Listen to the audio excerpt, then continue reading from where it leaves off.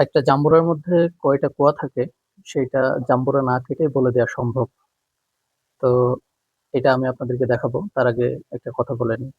এই জাম্বুরা নিয়ে গত পরশুদিন দেখলাম বৃক্ষবন্ধু আজহারুল স্যার একটা পোস্ট করেছিলেন এবং তিনিই প্রথম এই বিষয়টা জানান যে একটা জাম্বুরা না কেটেই এর ভিতরে কয়টা কুয়া আছে সেটা জানানো সম্ভব।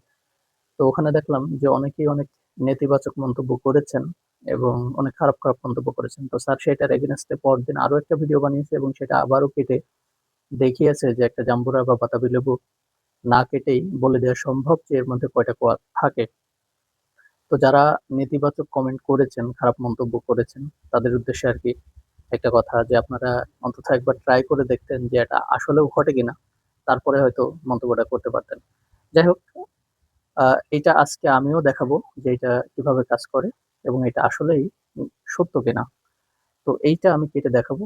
প্রথমে আমি বলছি যে এটাতে আসলে কয়টা কুয়া থাকবে। তারপরে আপনাদেরকে কেটে দেখাবো যে এটা আসলে ঠিক হয় কিনা। তো এটা আপনাদেরকে বলি যে এটাতে আসলে কয়টা কোয়া আছে এখন দেখি। ১, ২, ৩, ৪, ৫, ৬, ৭, ৮, ৯, ১০, ১১, ১২, ১৩, ১৪। তো এটাতে ১৪টা কোয়া থাকবে। এটা আমি এখন কাটবো, কেটে আপনাদেরকে দেখাবো।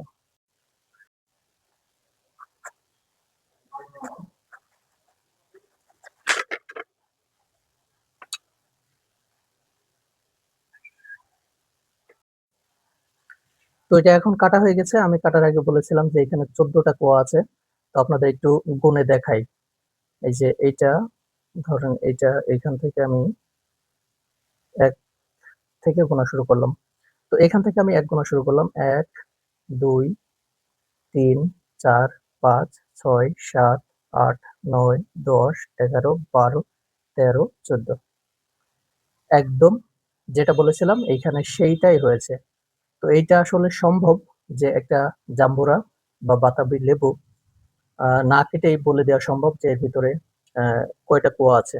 তো এটা কিভাবে বলা সম্ভব? সেটা হলো যে এইখানে এই যে বোটাটা থাকে, সেই বোটার এই যে একটু কাছ থেকে যদি দেখাই, এই যে দেখতে পাচ্ছেন? এইটাকে একেকটা লকিউল বলে।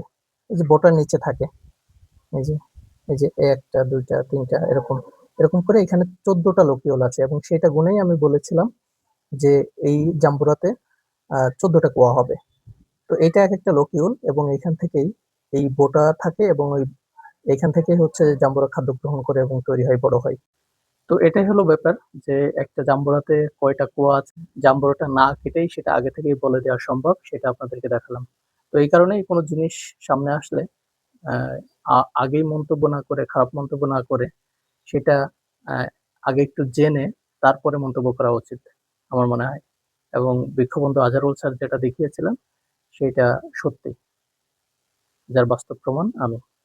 আর বৃক্ষবন্ধু আজহারুল স্যার আসলে অনেকদিন ধরে কাজ করছেন এই লাইনে, কন্টেন্ট তৈরি করেন তিনি। এই বিষয়ে অনেক জ্ঞানী মানুষ, অনেক জানাশোনা আছে তার গাছ নিয়ে, উদ্ভিদ নিয়ে, এবং অনেক অজানা তথ্য তিনি আমাদেরকে প্রতিনিয়ত জানানোর চেষ্টা করেন এবং আমি তার ভিডিও দেখি এবং সেখান থেকে অনেক কিছু শিখি। তো এমন একজন গুণী মানুষ যখন একটা তথ্য দেয় সেটা নিশ্চয়ই না জেনে দিবে না, না বুঝে দিবে না।